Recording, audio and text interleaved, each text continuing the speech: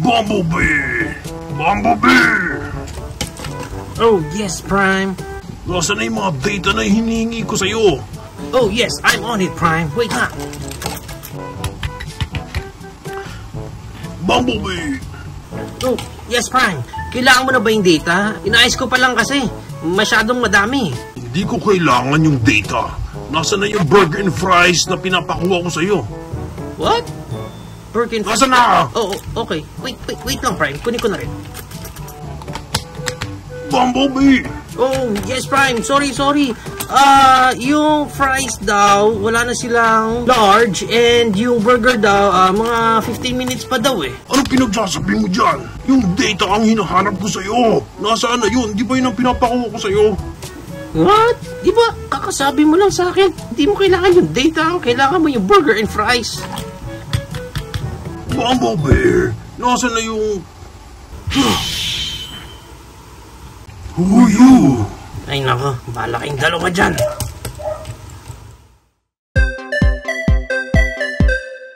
And ito na nga ang toy na re-review natin for today. This is the Bayway Commander Cybertron Kangway Model Level Deformation Toys, aka Optimus Prime. No, pag binili natin siya, sira-sira talaga yung box na nakuha ko. Kasi pinadala sa akin ng seller to na naka-bubble wrap lang. Buti na lang hindi ako box collector, pero pag binili mo siya, ganitong klaseng packaging meron siya sa harap, and sa likod, and sa gilid, and sa kabilang gilid, and sa ibabaw, and sa ilalim. Yan! Na pag na-unbox natin itong Optimus Prime na to, makakakuha ka dito ng mga goodie bags. Check muna natin laman netong goodie bags natin. Unang-unang makukuha natin dito is yung kanyang well. And next we have here yung kanyang Cybertronian ball.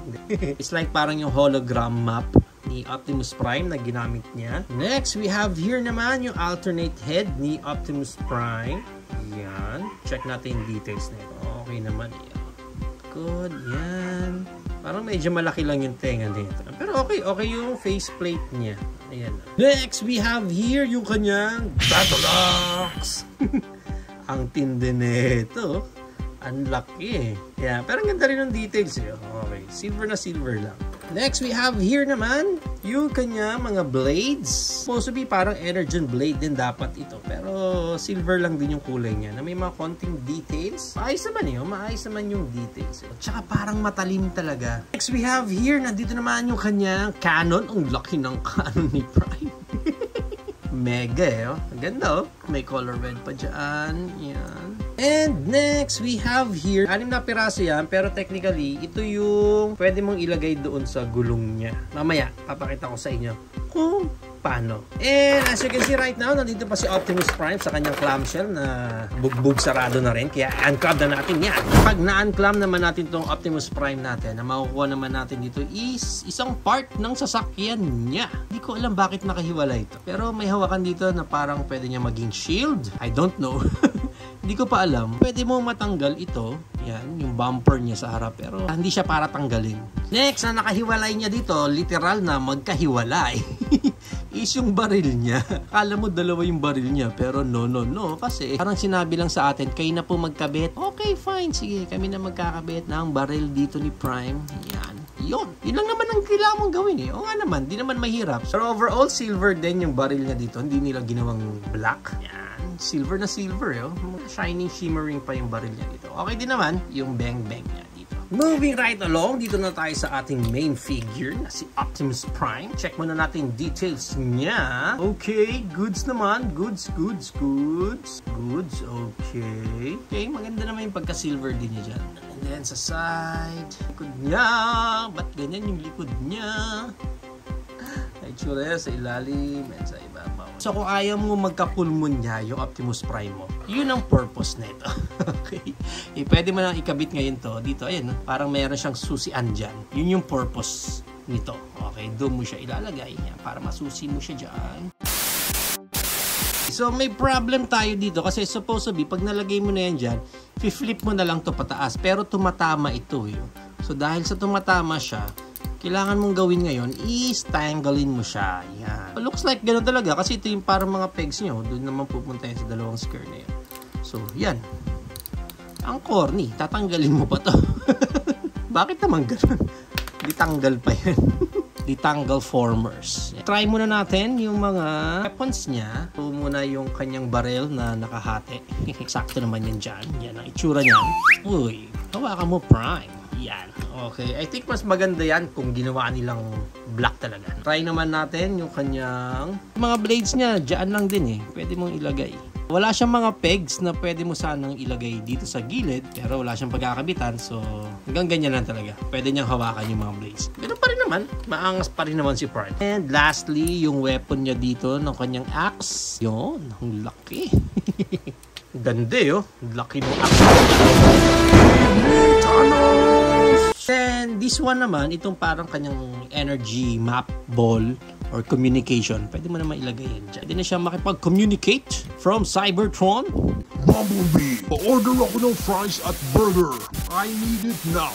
And if you want to replace yung head niya, hindi kayo satisfied sa head niya na yan, napapop off naman yan. Maganda yung sa peg niya dito kasi mukhang bakal. Hindi siya yung regular plastic lang. Ilalagay natin dyan, yan. Actually, itong head niya na yan ang difference niya. No? Para mas makita niyo lang. So, more on Cybertron yan na talaga yung head niya naman di sa kabila. And isa pa sa accessories na itong Prime na to is itong kanyang gigantic. Simple lang yung pag lagay nyo nito, gaganyan nyo lang, yan na yun. May baril na siya, oh, di ba? Yan ang itsura niya. Ganyan. Now, para sa articulation ng Optimus Prime natin na to, ang head niya is naka-ball joint. So, naiikot mo yan. And may look up siya na ganyan, na pwede mong pang sobrahan. And may look down siya na konting ganyan. Pagdating sa shoulder niya, yan ang kanyang Creed moment. Yan. Hindi niya kaya. Pagod na. Pagod na. Pagod na. Tulungan kita, Prime. Yan ang kanyang arms wide open. Like. And then, naiikot naman niya ng ganyan. Pagdating sa biceps niya, may rotation din siya dyan. Ang kanyang elbow bent double. Double elbow bent. Meron siya dyan sa part niyan. And then, meron din dito sa part niyan. And then, from here, sa kamay niya, walang articulation dito sa kamay niya. Waist niya, naro-rotate naman niya ng ganyan. And then, syempre, meron siyang ab crunch na pwede siyang mag 1, 2, 3, 4. Pagdating sa side skirt, naangat pa rin naman yung ganyan. And also, sa side mo siya ng ganyan. Pero pwede mo siyang iangat ng ganyan para pag naangat mo yung side skirt niya ng ganyan, ito naman yung kanyang Van Damme split. Oh, nice. Maganda. Maganda yung Van Damme split niya. Ha? And then, ang kanyang high kick, ang ganda din. Ang taas. And yung kanyang back kick, maayos din naman. Okay, good. Maganda, maganda. Kung mapapansin niyo dito sa part niya na to, ayun. Buti na lang, medyo soft plastic ang ginamit nila kasi pwede mo siyang ma-bend ng ganyan ng, okay, pag ina-articulate mo. Kasi sumusunod lang siya. Although parang wala na siyang any tiltage dahil lang sa rubberish itong plastic niya na pinagkakabitan doon. Kaya mukha lang siya may tiltage dyan. Gating sa upper knees niya, doon yung pinaka-rotation niya. And then yung kanyang knee bent, yan, ganyan. Ganda din yung kanyang knee bent dyan. Gating sa paa, ball jointed yan. So, nai-wiggle-wiggle mo ng ganyan. And then may tiltage siya na ganyan. Ma-up ng ganyan. And then down ng ganyan. Okay, good, good, good. Now, let's proceed sa kanyang transformation. First, na gagawin natin, open natin yung chest niya dyan. And then, i-open natin itong chest niya ulit dyan. Yan. Bubuksan mo siya ng ganyan. Itong part na to parang medyo soft plastic din. Yan.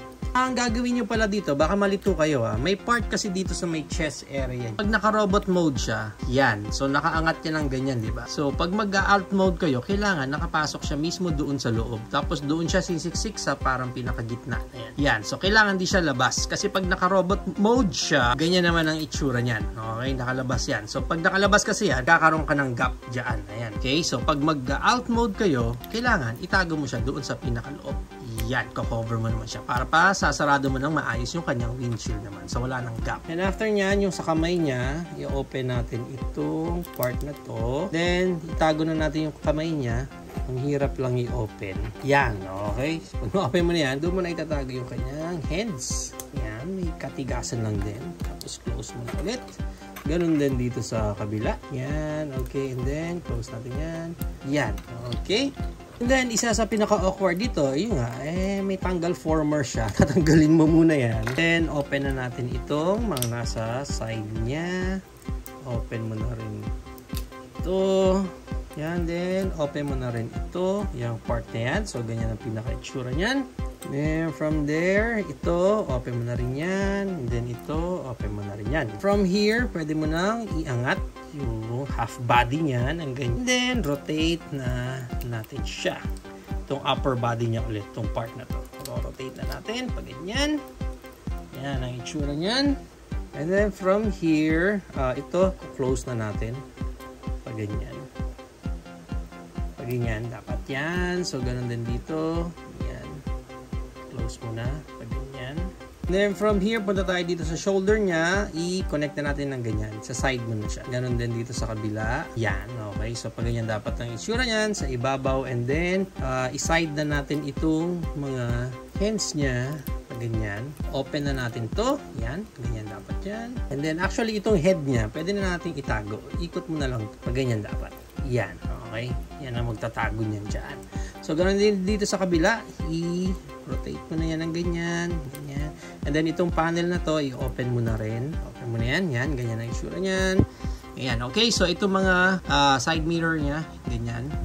So ganoon din dito sa kabila. And then from here, open mo naman itong panel niya sa may shoulder niya, yun ang magko-connect dyan. Yan, ganyan ang itsura niyan. So ganoon din dito sa kabila, i-open mo na yung panel niya sa shoulder. Yan, and then, yan. Ganyan ang itsura naman niya. And then, syempre, ito naman, nilagay natin dito yung kanyang parts former. Lalagay mo ng pagganyan yung handle ulit sa pinakaloob. And then na natin siya ulit ilalagay sa kanyang susi. Ang kulit lang talaga ng part na to. And then, dahil nakabit na natin siya ng ganyan, itong kanyang bumper ngayon, maibabalik mo na sa ayos yan. And then, itong mga panels niya, itong mga silver na to, i-fold mo na siya ng pagganyan. Okay, so ganyan ang parang magiging itsura niya. And then, ito, mapapansin niyo itong dalawang panels naman to, may dalawang parang peg siya dun. Yun ang maglalak naman dito sa portion na to. Yan, okay? Mag-snap siya dapat eh. Okay, now, punta naman tayo dito sa legs niya. Ang gagawin natin dito is i-open lang natin ito paangat. Ganyan, ganun din tong kabila. Dito sa ilalim, i-open mo na rin ito. Yan, open mo na rin yan. Then, rotate na natin siya. Pag ganyan, ganun din dito sa kabila, rotate. Then, gagawin natin, i-open na natin ito. And slide mo siya ng pataas. Yan, okay? Slide mo siya dapat ng pag ganon. So, again, dito sa kabila, is slide mo na lang siya pataas para lang lumabas siya doon sa pinagtataguan niya. Nakakatawa, medyo rubberish yung peg na nagkakapit sa kanya. So, rotate na lang natin. Yan, sure yan. Ganun din sa kabila. Rotate mo na lang din to. Yan. Move mo siya dyan. Yan, pag ganyan. Ganun din ito. Move mo siya. Fold natin siya ulit. Pag ganyan naman. Aside. Okay? So, dito sa kabila, ganun din. Fold mo siya, pag ganyan. Yan, okay. So, cover siya dapat sa buong side niya na yan. Magpe-peg naman eh. And then, this one, dapat dito na siya magpe-peg din. Ayaw sumakto na itong part na to. Actually, meron siyang maliit na part dito na pag hindi mo siya inusog ng konti, tatama siya. So, parang ayan, natatanggal siya eh. Yan. Okay? And parang yan yata yung magiging lock niya dyan. I don't know kung anong silbi nito. Pero, ganyan dapat sure niyan. Try natin dito sa kabila, ha? Yan. Ito, angat muna natin ito. And then, usog natin ng konti para mag-giveaway lang dito sa peg niya, dito sa hita. Papasok muna siya doon sa loob. Medyo mahirap itong part na to kasi okay naman siya doon pero hindi siya nagpe-peg. Itong sa gas tank niya dito, dapat papasok din yun doon kasi may peg siya doon. So, dapat doon siya maglalak. Yan. Okay, yan. Hindi siya nakapeg doon sa loob eh. Anyway, iwan muna natin yan. Punta muna tayo dito sa fit niya kasi dapat yan is pag ganyan. And then, pasok siya dyan sa loob. Ganyan naman siya. So, ganoon din dito sa kabila. Rotate mo yan. Then, doon siya mag-secure sa pinakaloob. Pwede mo na ngayon ibalik ito. Yan, pag ganyan. Meron kang kukuning peg dito eh. Ang hirap kunin ng peg na yun. Sobrang tigas na parang kailangan mo gamitan pa ng yun. Okay. Yan o. Iaangat mo yung part na yan. And then, pag naangat mo yan, yan ay magpepeg dito para mag-meet up itong nasa gitna. Yan. Okay. So, nag-meet na yan ng ganyan. Ang hirap ng part na yun na. Secure mo yan ng ganyan. So, ganyan dapat itsura yan sa likod. And then, this one, actually, wag na nga muna natin ilagay. Parang mas makakagalaw ka kung wala muna talaga yung sa harap. And then, fold mo na yan ng ganyan. May mga pegs naman siya na pag susundan dyan. Ganyan. So, ganun din dito. May ipepeg ka na dyan sa portion na yan. Ang medyo hindi ko mapeg dito sa akin, yung nandun sa may likod ng gas chamber niya, papunta dun sa legs. Ayaw eh. Anyway, pwede mo nang ikabit itong parts former mo dyan sa harap. Then, everything will follow naman dyan sa mga pegs niya. Dapat, ito na, actually, buo na eh. Ito nga, mas mukha siyang G1 pag ganyan. Pero, if you will put this, parang mas mukha naman siyang movie-inspired. Hindi ko na gaanong pinag-igihan dito sa part na to kasi ayaw talaga. Ayaw niya makabit. It's the classic example na pag nakabit mo yan, may part na matatanggal dyan. Inayos mo yan, dito naman kakalas at parang you're going around in circle na lang talaga. Anyway, ito na si Optimus Prime sa kanyang alt mode. And take note, rubber yung kanyang mga gulong dito. Which is good ha? Kaya maganda yung kapit niya dito. Yun nga lang, ayaw ma-flat. Check natin yung details si Prime sa kanyang alt mode. Ayan ang itsura niyan. Yan, ganyan din sa kabila. Okay, wala na sa instructions na kung saan pwede nating mailagay yung mga weapons niya. Kung may makita nga kayo, comment down below. Now, ito pa lang yung mga nakita natin kanina. Itong mga maliliit na to. Pwede mo yan ilagay yan dyan eh. More on parang Cybertron yan na. Track mode. Okay, so dahil binago mo na yung mga mugs niya, nga naman, taga Cybertron na siya. Yan lang ang pinaka-effect niyan. So, anyway, ito na si Prime sa kanyang alt mode.